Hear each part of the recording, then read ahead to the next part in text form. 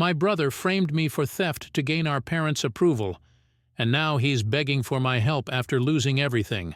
But I've moved on, and I'm not sure he deserves a second chance. Family dynamics are a strange beast. To an outsider, our family might have seemed perfect, but beneath the surface there was always a brewing storm.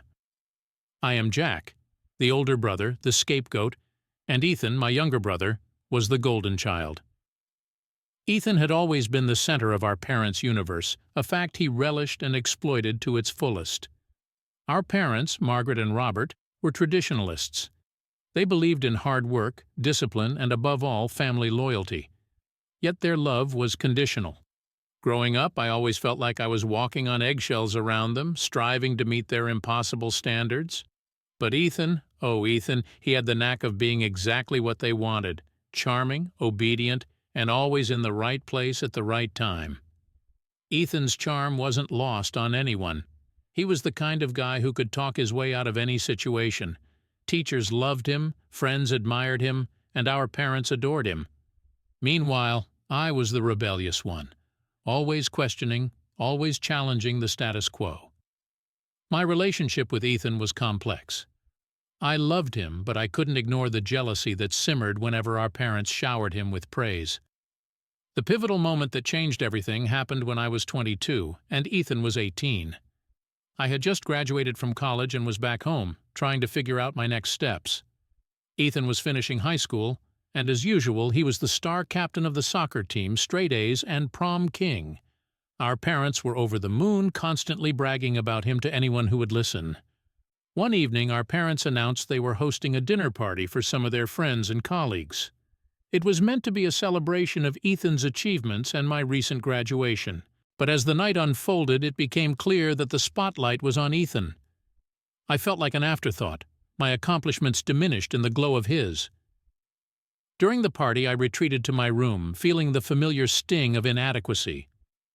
I heard laughter and chatter from downstairs, and it only made me feel more isolated. After a while, I decided to step out for some fresh air. As I passed Ethan's room, something caught my eye. His door was slightly ajar, and inside I saw a small black velvet box on his desk. Curiosity got the better of me, and I peeked inside. It was a beautiful gold watch, something our parents had likely bought him as a graduation gift. The next morning, chaos erupted. The watch was missing. Ethan was frantic. Our parents were livid, and somehow the blame landed squarely on me. Ethan claimed he had seen me lurking around his room the previous night, and my parents didn't even question it. They searched my room and, lo and behold, found the watch tucked under my mattress. I was stunned. I had no idea how it got there, but it was clear someone had planted it. My protests fell on deaf ears. The disappointment in my parents' eyes was devastating.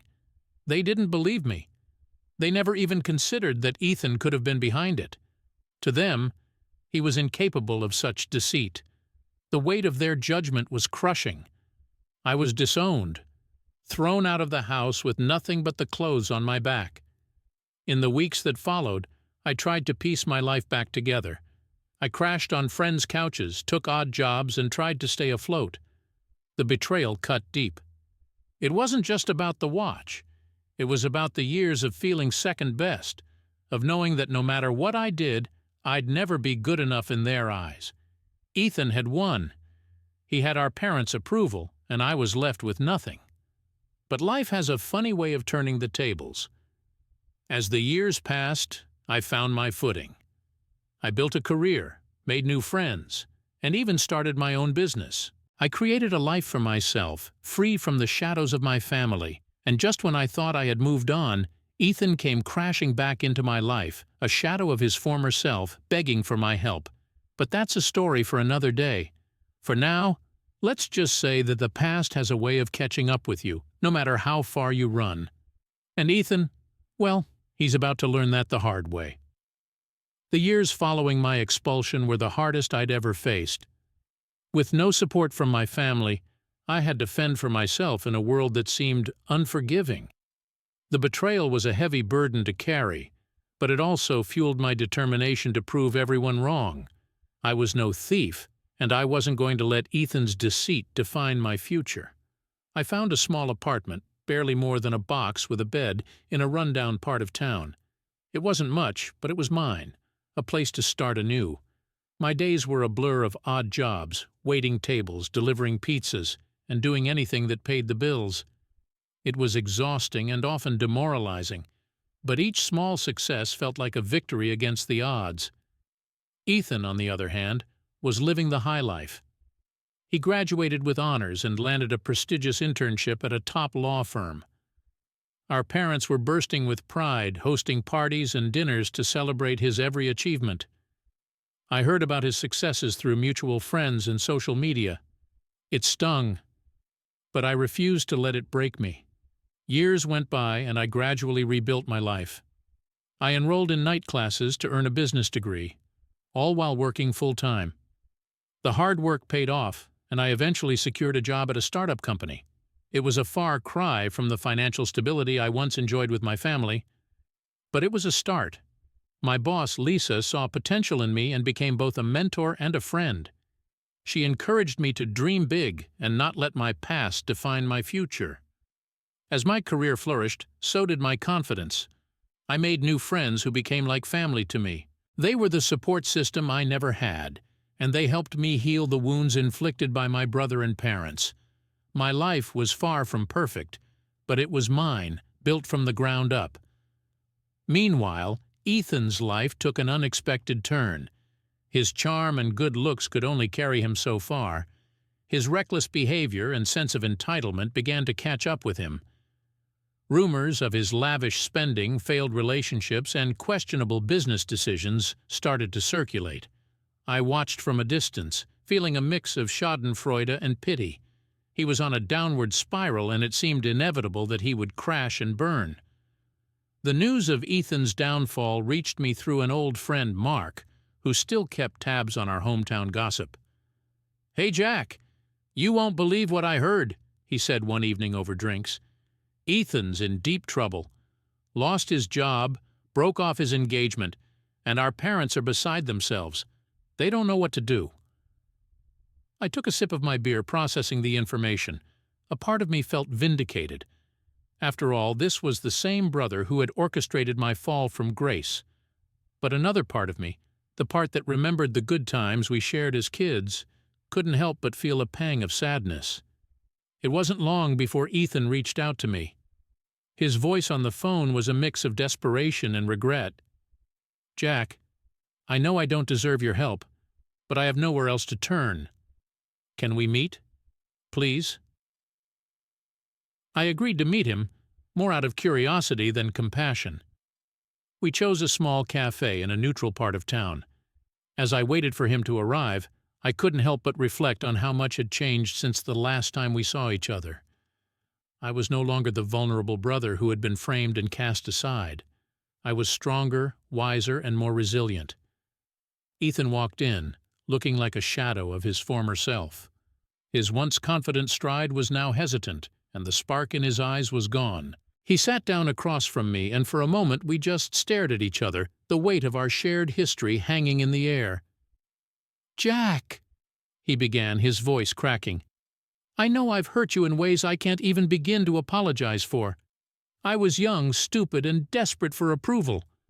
I thought if I could get you out of the way, our parents would finally see me as the perfect son. But I was wrong, and I've paid the price." I listened, feeling a swirl of emotions: anger, pity, and a strange sense of validation. "Ethan, you didn't just hurt me. You destroyed our relationship and you ruined my life. I had to start from scratch because of you." He nodded, tears welling up in his eyes. "I know, and I'm sorry. I really am. I've lost everything, Jack. My job, my fiancé, even our parents are disappointed in me. I need your help to get back on my feet. Please, I'm begging you." Looking at my broken brother, I felt a twinge of the old sibling bond we once shared. But I also remembered the pain he caused me, the years of struggle and hardship. I was torn between wanting to help him and protecting myself from further harm. "Ethan," I said, my voice firm, "I'll think about it. But you need to understand that forgiveness doesn't come easy, and trust has to be earned. You have a long way to go." He nodded, wiping away his tears. I understand, Jack. Thank you for even considering it. As we parted ways, I couldn't help but wonder if people could truly change. Was Ethan genuinely remorseful, or was this just another ploy to get what he wanted? Only time would tell. For now I had to protect myself and the life I had worked so hard to build. But a part of me couldn't help but hope that maybe, just maybe, this was the start of something new. A chance to rebuild not just our lives, but our relationship as well. In the aftermath of my meeting with Ethan, I was left with a swirl of conflicting emotions. The brother I once loved, who had betrayed me so deeply, was now seeking my help. It was a testament to how far he had fallen, but also a test of my own strength and compassion. Could I really trust him again? Did he deserve a second chance? Despite my internal turmoil, life moved on. My business was thriving, and I had a strong support system in place. My friends, who had become my chosen family, were my pillars of strength. Among them was Sarah, my closest confidant and perhaps the person who understood me best. She had been there through my darkest days, and had seen the hard work and determination it took for me to rebuild my life. One evening I shared my recent encounter with Ethan over dinner at Sarah's apartment. "So he just showed up out of the blue asking for your help?" she asked, her brow furrowed in concern. "Yeah," I replied, poking at my pasta. "It was surreal. I never thought I'd see him like that, so broken." Sarah leaned back in her chair, crossing her arms. "And what did you tell him?" "I told him I'd think about it, but honestly I don't know if I can trust him. He caused so much pain, Sarah. How do I know he won't do it again?" She nodded, her expression softening. "It's a tough call, Jack. People can change, but it doesn't mean they always do. You have to protect yourself, too." Her words resonated with me. I knew she was right. Forgiveness was one thing, but trust had to be earned. And Ethan had a long way to go before I could even consider letting him back into my life. Over the next few weeks, I focused on my business. We were launching a new product line, and the pressure was on to get everything perfect. Late nights at the office, countless meetings, and the constant drive to innovate kept me busy. It was a welcome distraction from the chaos Ethan had brought back into my life. But amidst the busyness, Ethan's plea for help lingered in my mind. One afternoon, as I was preparing for a presentation, I received a call from my parents. It was the first time I had heard from them in years. My heart pounded as I answered the phone. "Jack!" My father's voice was stern, yet there was an undercurrent of desperation. "We need to talk about Ethan." I took a deep breath, steadying myself. "What about him?" "He's in bad shape, son. Lost his job, his fiancée left him, and he's drowning in debt. We were hoping you might be able to help him." The irony was palpable. The same parents who had disowned me without a second thought were now asking for my help. It took all my willpower not to laugh bitterly. "You mean the same Ethan who framed me for theft and turned you against me?" There was a long pause on the other end. "Yes," my father finally admitted, his voice heavy with regret. "We made mistakes, Jack. We didn't see the truth, and for that we're sorry, but Ethan is still your brother. Please help him." I closed my eyes, feeling the weight of their request. "I'll think about it," I said, echoing the same words I had told Ethan. As I hung up, I felt a mix of anger and sorrow. My parents' admission of their mistakes did little to ease the pain of the past, but it was a step. They were finally acknowledging the truth, albeit too late. That night I sat down with Sarah again. "My parents called," I said, the exhaustion evident in my voice. "They want me to help Ethan." She looked at me, her eyes filled with empathy. "What are you going to do?" "I don't know," I admitted.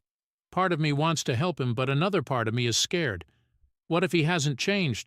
What if he hurts me again?" Sarah reached out, placing a hand on mine. "Whatever you decide, make sure it's what's best for you, Jack. You don't owe them anything. You've built a life for yourself, and you deserve to protect it." Her words stayed with me as I lay in bed that night, staring at the ceiling.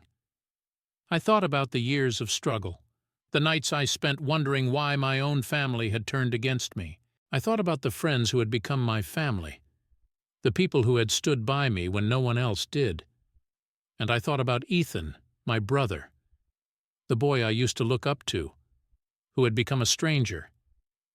Did he truly regret his actions? Or was this just another manipulation? Could I risk opening old wounds for the chance of healing them? The next morning I woke up with a sense of clarity. I couldn't ignore the plea for help, but I also couldn't rush into it blindly. I needed to set boundaries, to protect myself while giving Ethan a chance to prove he had changed. I called Ethan and arranged to meet him again, this time at a quiet park. As I sat on a bench waiting for him, I felt a mixture of anticipation and anxiety. When he arrived, he looked even more haggard than before.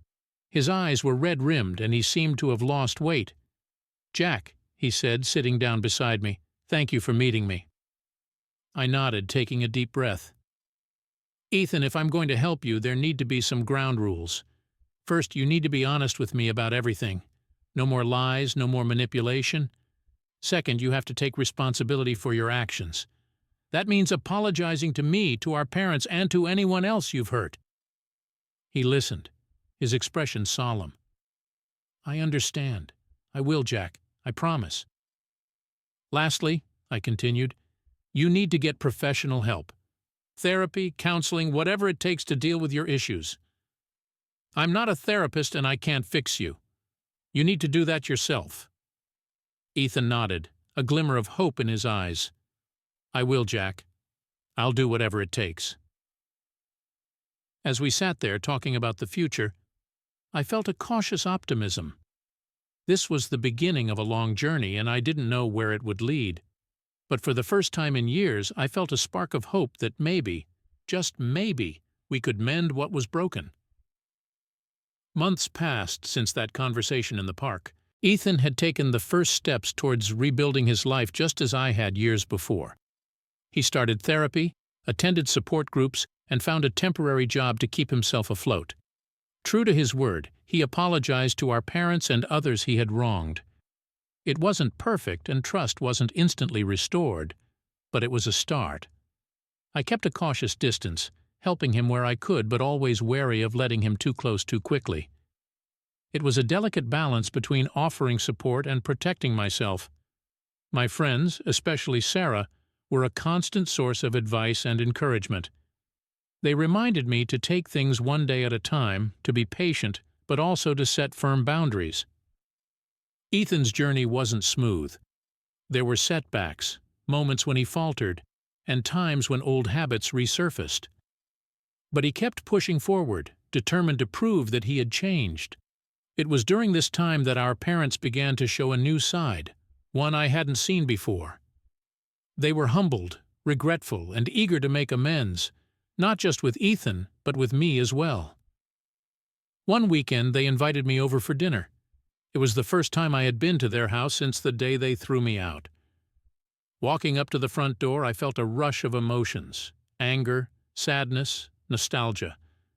My mother greeted me with teary eyes and a tight hug, as if trying to make up for years of absence. My father, too, seemed softer, his stern demeanor replaced with a quiet remorse. The dinner was awkward at first, a strained attempt at normalcy. But as the evening went on, the conversation flowed more naturally. We talked about my business, Ethan's progress, and the changes in our lives. It wasn't the warm, loving family reunion I had once dreamed of, but it was a step towards healing. After dinner, my father asked to speak with me alone. We sat in his study, a room filled with memories of my childhood. He looked at me, his eyes heavy with regret. "Jack, I owe you an apology," he began. "We failed you. We were blind to Ethan's manipulations and didn't see the damage we were causing. I'm truly sorry for the pain we put you through." I nodded, emotions swirling within me. "It wasn't just about the theft, Dad.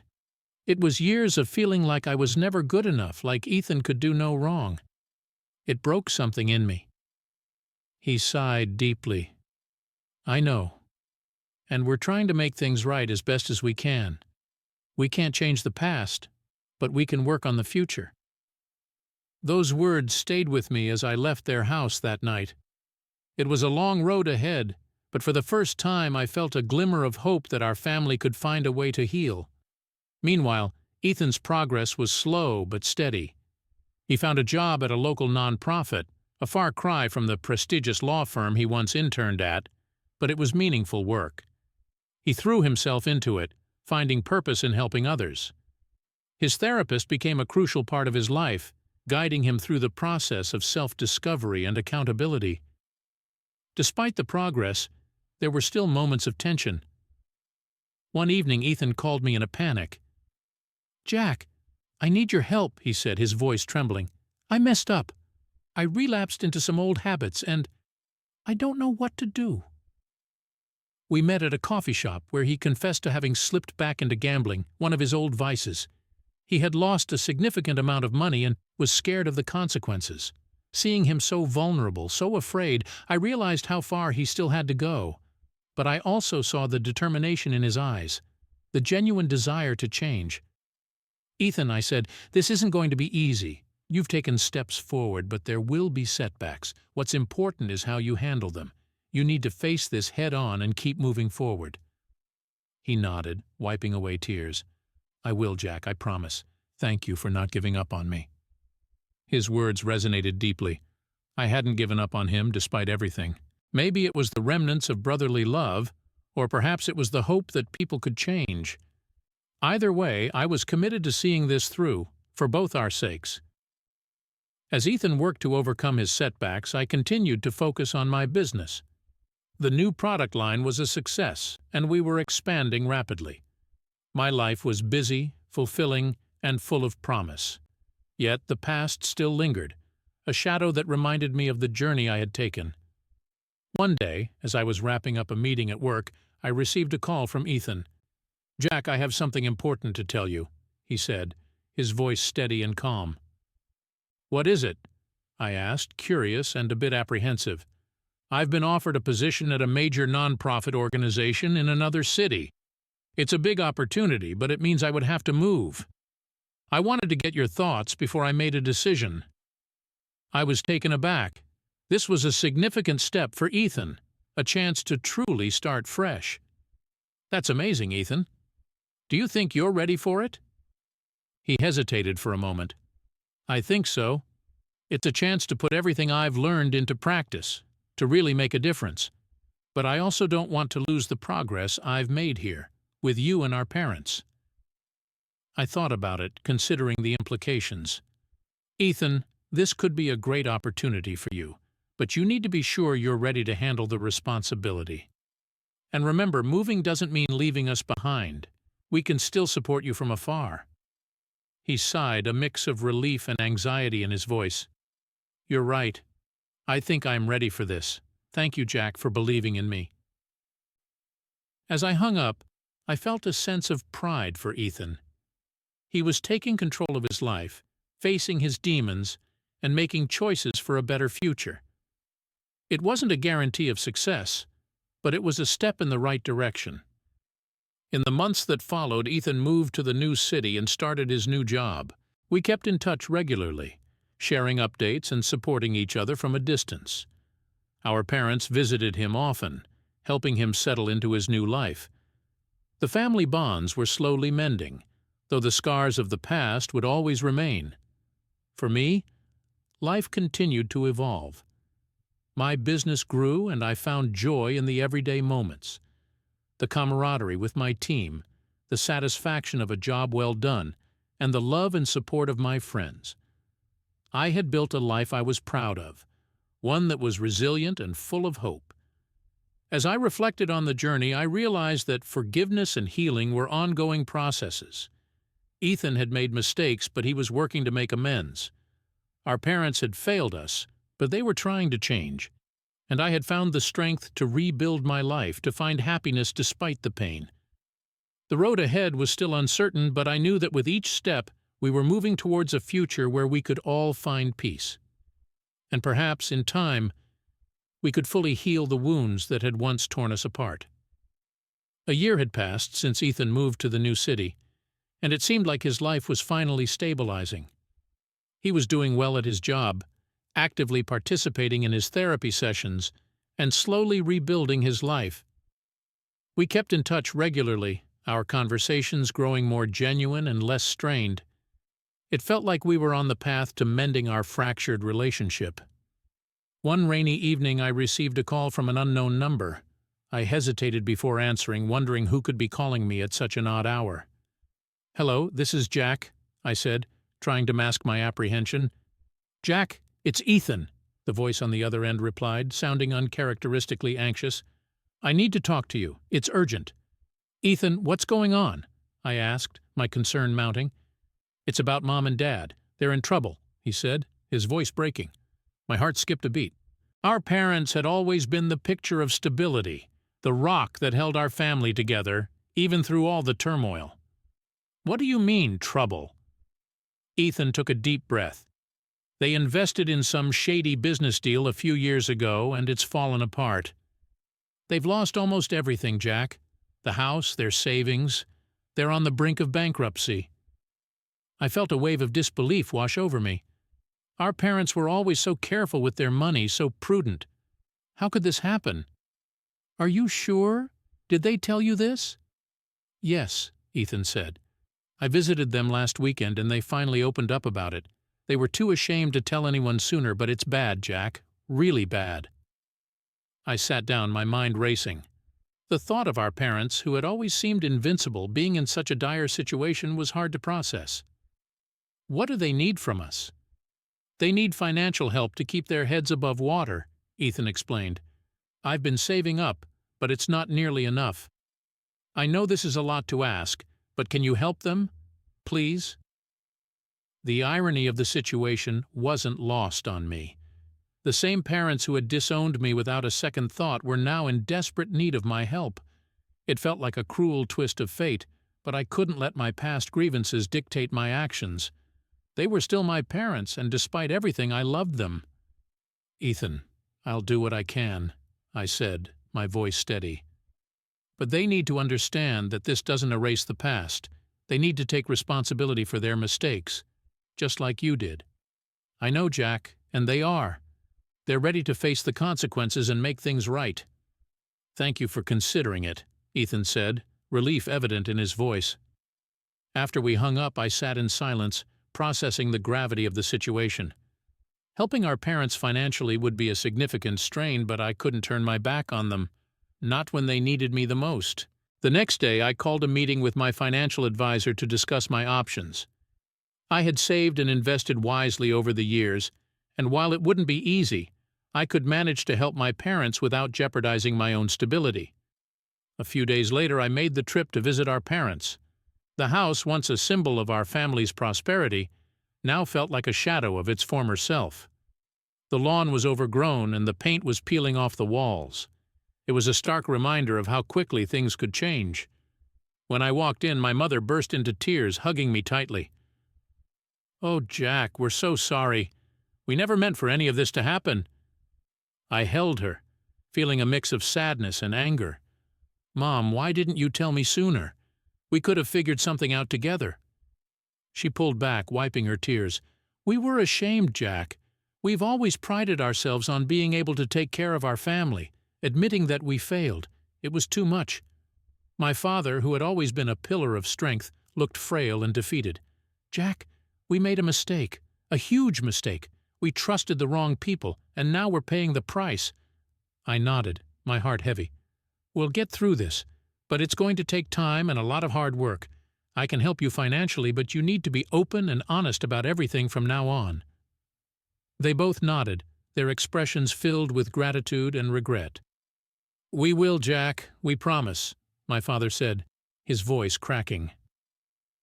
Over the next few weeks, I worked tirelessly to stabilize their finances. I paid off their most pressing debts, set up a strict budget, and helped them downsize to a more manageable home. It was a humbling experience for all of us, but it also brought us closer together. For the first time in years, we were communicating honestly and openly, facing our problems head-on instead of hiding behind pride and pretense. Ethan continued to support them from a distance, sending money when he could and visiting as often as his job allowed. It was a collective effort, and slowly but surely we began to see progress. Our parents were learning to live within their means, and the financial strain started to ease. One evening, as I was going through some old family photos, my father sat down beside me. "Jack, I need to tell you something," he said, his voice low. I looked at him, bracing myself for whatever revelation was about to come. "What is it, Dad?" He took a deep breath. "When you were framed for theft, I didn't believe you because I was afraid.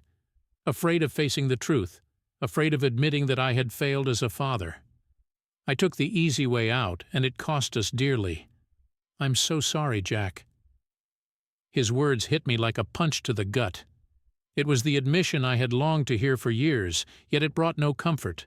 The wounds were too deep, the scars too thick, but it was a start, a step towards healing. "Dad, I appreciate your honesty," I said, my voice choked with emotion. "It doesn't erase the past, but it's a step in the right direction." We sat there in silence, the weight of our shared pain hanging heavy in the air.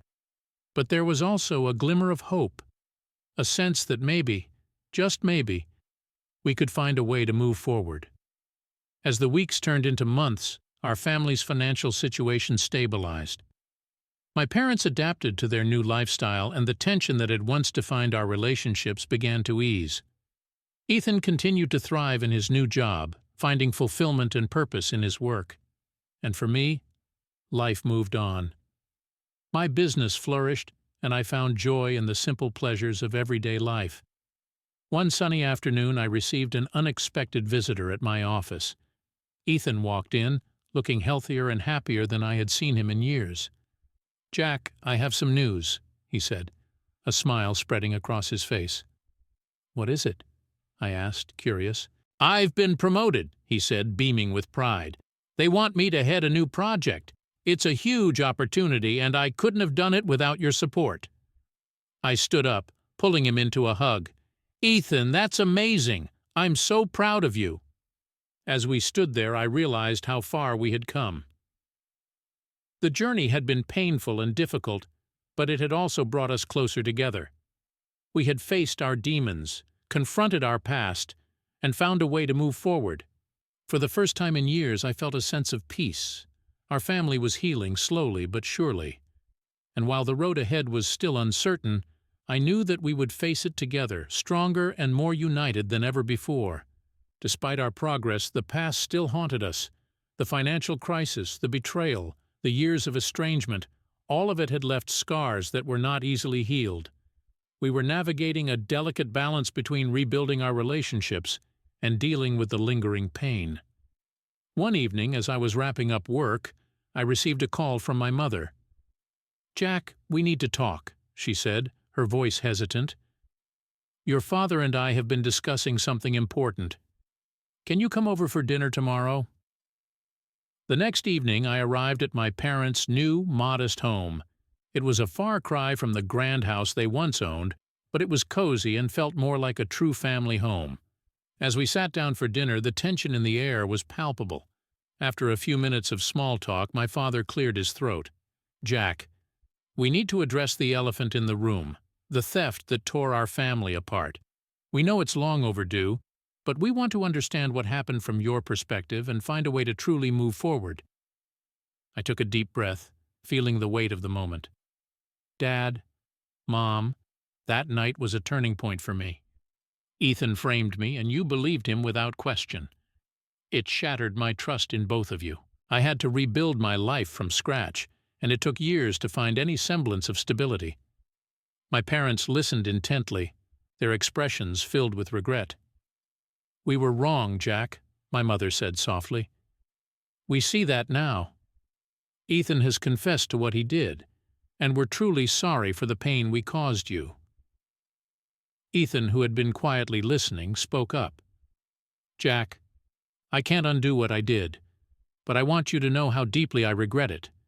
I've been working hard to make amends and be a better person. I hope you can find it in your heart to forgive me." The sincerity in their voices was undeniable, It was a difficult conversation, but it was also cathartic. We aired our grievances, acknowledged the hurt, and made a collective promise to move forward with honesty and openness. As the evening drew to a close, I felt a sense of relief. It wasn't a magical fix, but it was a significant step towards healing. For the first time in a long time, I felt hopeful about our future as a family. With our emotional wounds laid bare and apologies exchanged, the path ahead seemed clearer, though still fraught with uncertainties. It was one thing to apologize. It was another to rebuild trust and create new dynamics. Ethan's new promotion required him to relocate again, this time to another state. It was an exciting opportunity, but it also meant we would be separated once more. On his last night in town, we gathered at my place for a small farewell dinner. As we sat around the table, Ethan raised his glass. "I want to thank you all for believing in me and giving me another chance. This new job is a fresh start, but it wouldn't have been possible without your support." Sarah, who had become a fixture in our family gatherings, smiled warmly. "You've come a long way, Ethan. Keep up the good work, and remember, we're just a call away if you need anything." My parents nodded in agreement, their eyes filled with pride and a hint of sadness. "You've made us proud, son," my father said. "Keep moving forward, and don't forget the lessons you've learned." After dinner, Ethan and I retreated to the balcony overlooking the city lights. "Jack," he began, his voice serious, "I know I've caused you a lot of pain, but I want you to know that I've truly changed. I hope that one day we can have the brotherly bond we used to." I looked at him, the sincerity in his eyes unmistakable. "Ethan, we've come a long way, and I'm proud of the progress you've made. Trust takes time, but I'm willing to keep working on it if you are." He smiled, a genuine, hopeful smile. "I am, Jack. Thank you." As we stood there watching the city below, I felt a sense of closure and a new beginning. The road to healing was long, but we were on it together, and that made all the difference. Ethan's departure left a void, but also a sense of renewed purpose. As he settled into his new life, we stayed connected through regular calls and visits. Each conversation felt more genuine, a testament to the progress we both had made. Our parents, too, were slowly adjusting to their new reality. Downsizing had humbled them, and they found solace in a simpler life. We continued to meet regularly, our interactions growing warmer and more honest with each passing day. One sunny afternoon, a year after Ethan's move, we decided to gather for a family reunion at a local park. It was a casual affair, with picnic blankets, homemade food, and laughter echoing under the clear blue sky. Sarah joined us, her presence a comforting reminder of the journey we had all been on. As we sat together, reminiscing about old times and sharing updates on our lives, I felt a deep sense of gratitude. Despite the hardships, the betrayals, and the painful memories, we had found a way to heal. It wasn't perfect, but it was real. Ethan stood up, raising his glass of lemonade. "To family," he said, his voice strong and clear. "We've been through a lot, but we've come out stronger. Thank you all for giving me a second chance. I couldn't have done it without you." We raised our glasses, a chorus of "to family" ringing out. In that moment, I realized that forgiveness wasn't about forgetting the past, but about building a future where we could all find peace. As the sun began to set, casting a golden glow over the park, I looked around at my family. We had come a long way from the broken, mistrustful group we once were. We were healing, one step at a time, and that was something worth celebrating. I turned to Sarah, who had been quietly observing the scene. "Thank you for being there for me," I said, my voice filled with gratitude. She smiled, her eyes shining. "You've done the hard work, Jack. I'm just glad to be a part of it." As we packed up and said our goodbyes, I felt a sense of closure and a hopeful anticipation for the future. We had faced our past, confronted our demons, and come out stronger. The journey wasn't over, but we were moving forward together, as a family. Reflecting on everything, I realized that life is about growth, forgiveness, and the strength to start anew. It wasn't easy, but it was worth it. And as we all walked towards our respective cars, I felt a deep sense of peace. We were on the right path, and for the first time in a long time, I was excited about what lay ahead. To all of you who followed this journey, thank you for reading and for your support. It's been a long road, but it's also a testament to the power of resilience and the importance of family. I hope our story inspires you to face your own challenges with courage and an open heart. Let's continue to move forward, one step at a time.